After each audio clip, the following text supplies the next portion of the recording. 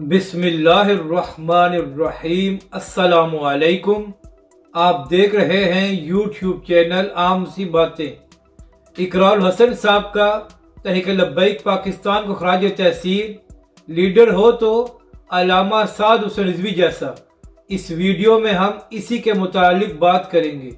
नाज़रीन कराम, इस वक्त पाकिस्तान के मुख्तलिफ इलाकों में सैलाब आया हुआ है, जिसकी वजह से बहुत सा जानी और माली नुकसान हुआ है और कुछ खबरों के मुताबिक सिर्फ बलूचिस्तान में 100 से ज़ायद लोग शहीद हो चुके हैं। और यहाँ पर अहम बात यह है कि तहरीक लब्बैक पाकिस्तान के रज़ाकार तमाम इलाकों में रिलीफ का काम कर रहे हैं।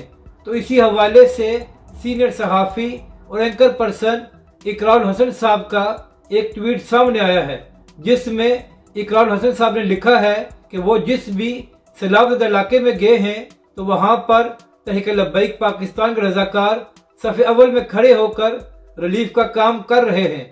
इकराल हसन साहब ने कहा है कि वो तहरीक लब्बैक पाकिस्तान के तमाम रज़ाकारों को खराज तहसीन पेश करते हैं।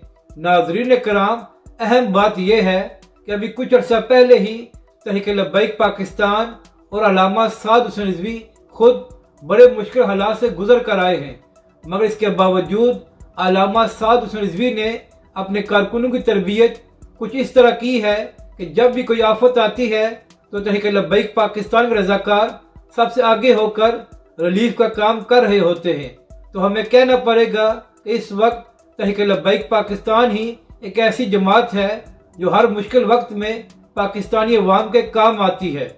अपनी राय का ज़रूर इजहार करें कि आपको ये वीडियो कैसी लगी और हमारे इस चैनल को भी सब्सक्राइब करें।